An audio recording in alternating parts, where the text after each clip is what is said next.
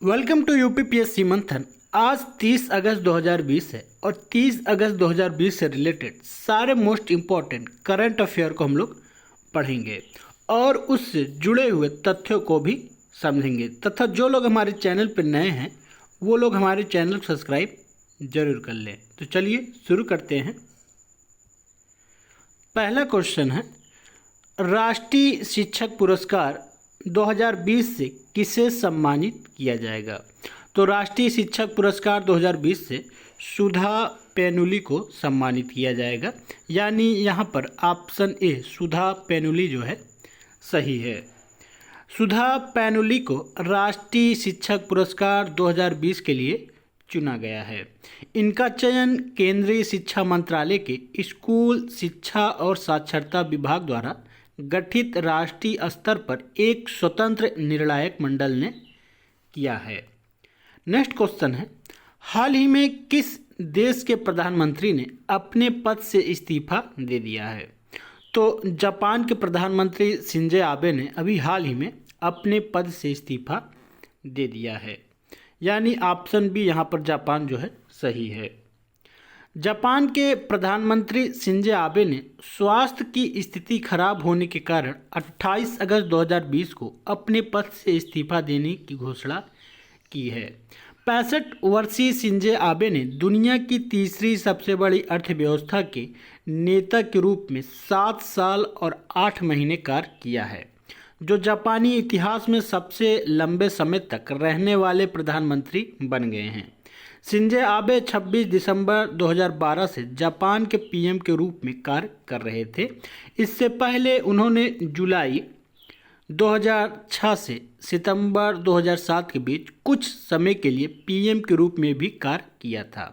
तब वह देश के सबसे कम उम्र के 52 वर्ष के प्रधानमंत्री बने थे। नेक्स्ट क्वेश्चन है, भारत सरकार अनलॉक 4 के तहत कब से मेट्रो रेल संचालित करेगा? तो भारत सरकार जो है 7 सितंबर से मेट्रो रेल जो है संचालित करेगा। यानी ऑप्शन सी यहाँ पर 7 सितंबर सही है।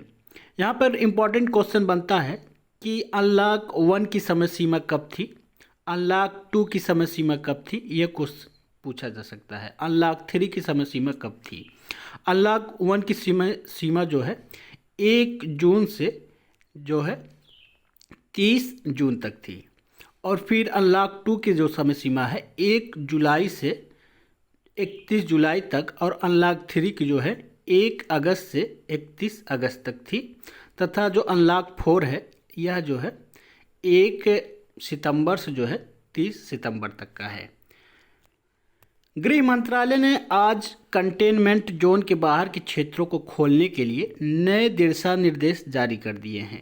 1 सितंबर से लागू होने वाले अनलॉक 4 में और अधिक गतिविधियां खोलने की प्रक्रिया को आगे बढ़ाया गया है। गृह मंत्रालय के परामर्श से आवासन और शहरी मामलों के मंत्रालय तथा रेल मंत्रालय द्वारा मेट्रो रेल को 7 सितंबर से क्रमबद्ध तरीके से संचालित करने की अनुमति दी जाएगी। 21 सितंबर से 100 व्यक्तियों की सीमा के साथ सामाजिक, शैक्षणिक, खेल, मनोरंजन, सांस्कृतिक, धार्मिक, राजनीतिक कार्य और अन्य सभाओं की अनुमति दी जाएगी। 21 सितंबर से ही ओपन एयर थिएटरों को खोलने की अनुमति होगी। गृह मंत्रालय ने कहा है कि राज्यों और केंद्र शासित प्रदेशों के साथ व्यापक विचार विमर्श के बाद यह निर्णय लिया गया है कि 30 सितंबर तक विद्यार्थियों और नियमित कक्षाओं के लिए स्कूल, कॉलेज, शैक्षिक और कोचिंग संस्थान बंद रहेंगे। ऑनलाइन या दूरस्थ शिक्षा की अनुमति दी जाएगी और इसे प्रोत्साहित किया जाएगा।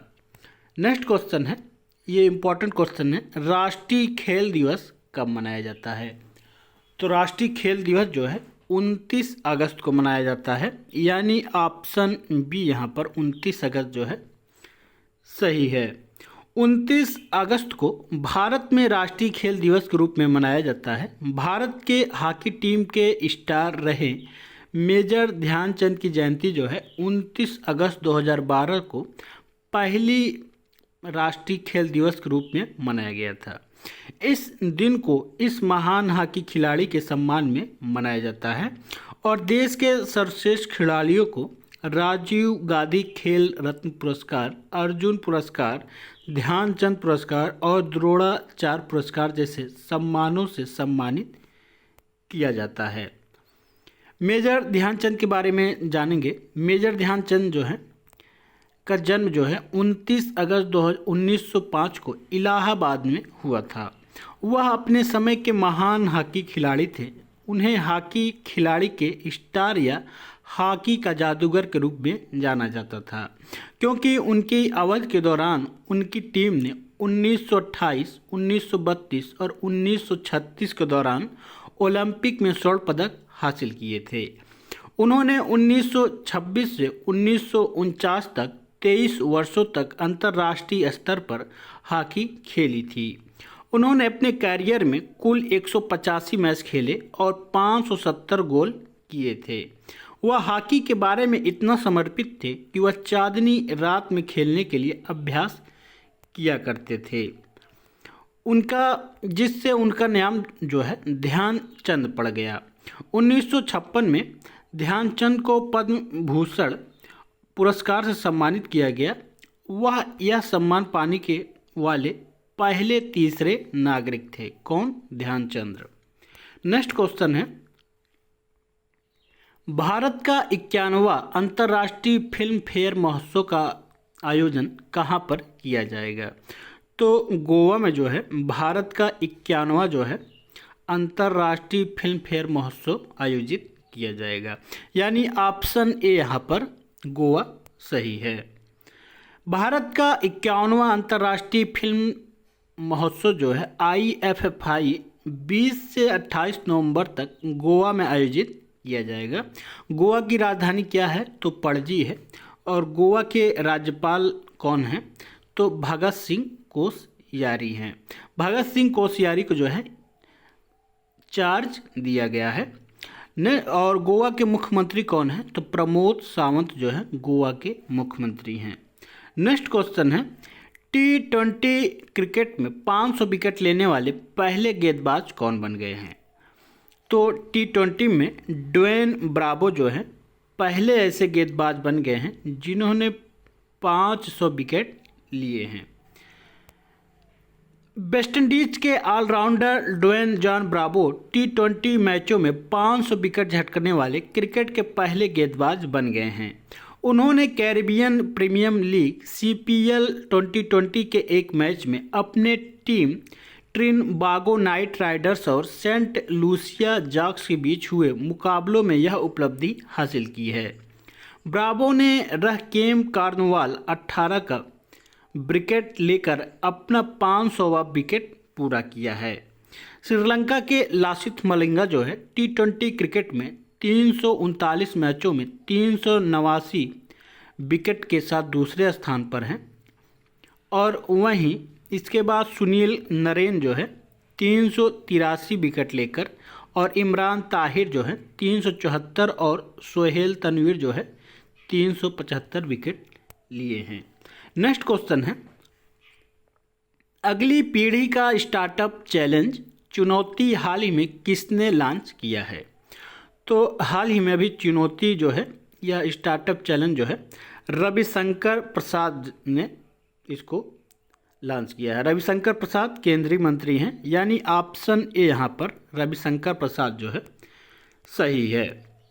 केंद्रीय इलेक्ट्रॉनिक्स और सूचना प्रौद्योगिकी मंत्री श्री रविशंकर प्रसाद द्वारा चुनौती एक अगली पीढ़ी की स्टार्टअप चैलेंज प्रतियोगिता शुरू की गई है। प्रतियोगिता का लक्ष्य भारत के Tier 2 शहरों पर विशेष ध्यान देने के साथ स्टार्टअप और सॉफ्टवेयर उत्पादों को बढ़ावा देना है। चुनौती प्रतियोगिता में पहचाने गए क्षेत्रों में लगे लगभग 300 स्टार्टअप्स की पहचान की जाएगी और उन्हें अन्य सुविधाओं के साथ 25 लाख का फंड उपलब्ध कराया जाएगा।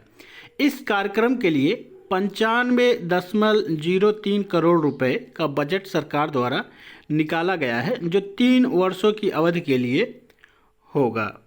नेक्स्ट क्वेश्चन है, विश्व उर्दू दिवस का सम्मेलन कहाँ पर किया गया? हाल ही में विश्व उर्दू दिवस का सम्मेलन कहाँ पर किया गया?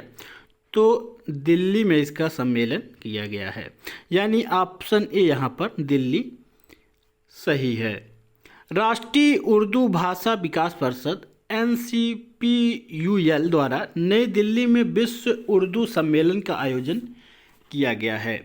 NCPUL ने उर्दू की सर्वोत्कृष्ट भावना, इसमें समावेशी लोकाचार और रचनात्मक चरित्र को चिन्हित करने के लिए सम्मेलन का आयोजन किया है।